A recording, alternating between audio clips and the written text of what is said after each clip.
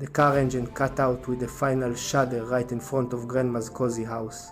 10-year-old Emma, bright in her yellow hoodie, hopped out as her stomach gave a loud rumble of anticipation. Close behind, 7-year-old Leo scrambled out in his favorite green t-shirt. "I can't wait for Grandma's secret recipe," Leo cheered, his voice full of excitement. Dad paused to adjust his glasses before grabbing the heavy bags from the trunk. Mom, looking elegant in her cream sweater, led the way up the wooden porch steps. The front door swung open, and there stood Grandma. Her silver-gray hair caught a soft afternoon light, shimmering as she smiled in her warm purple cardigan. "Oh, hello everyone," she chirped happily, welcoming them into her home. The family stepped into the hallway, their noses twitching as they expected the rich, savory smell of a Sunday roast. Instead, the air was strangely still and cold. A heavy silence hung where the clatter of pots should have been. Dad frowned, peering into the dim kitchen. The stovetop was spotless, cold to the touch, and the large dining table sat completely bare. A sense of confusion filled the room.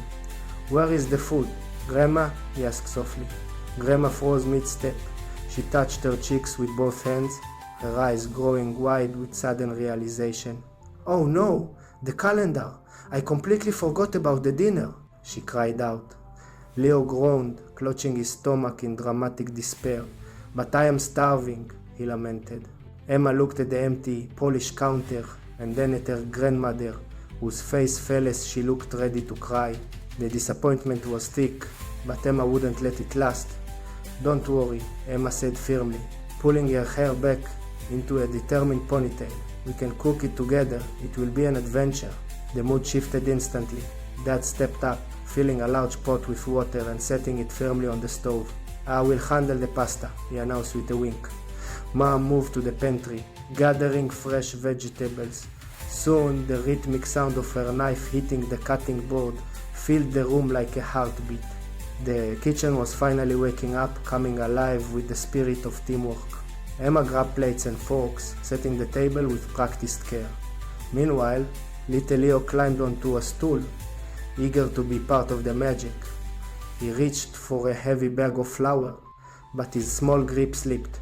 A massive white cloud exploded across the counter, dusting his nose, his shirt, and the floor in a snowy powder. "Leo, the flour," Emma laughed, grabbing a towel to help. The kitchen turned into a beautiful whirlwind of activity.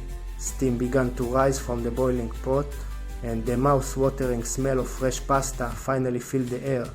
They moved around each other like a choreographed dance, laughing through the mess.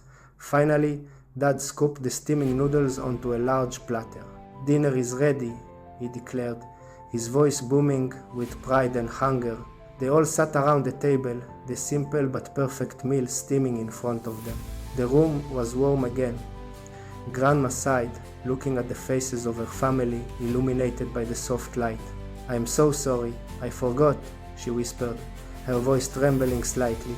Emma reached across the table, taking Grandma's hand in hers with a gentle squeeze. "It is okay, Grandma. The food does not matter. We are together. And that is all that counts." A peaceful silence fell, followed by the rhythmic clinking of forks against plates. The house echoed with genuine laughter, a sound far more nourishing than any roast could have been. In the end, the forgotten dinner became a memory they would cherish the most.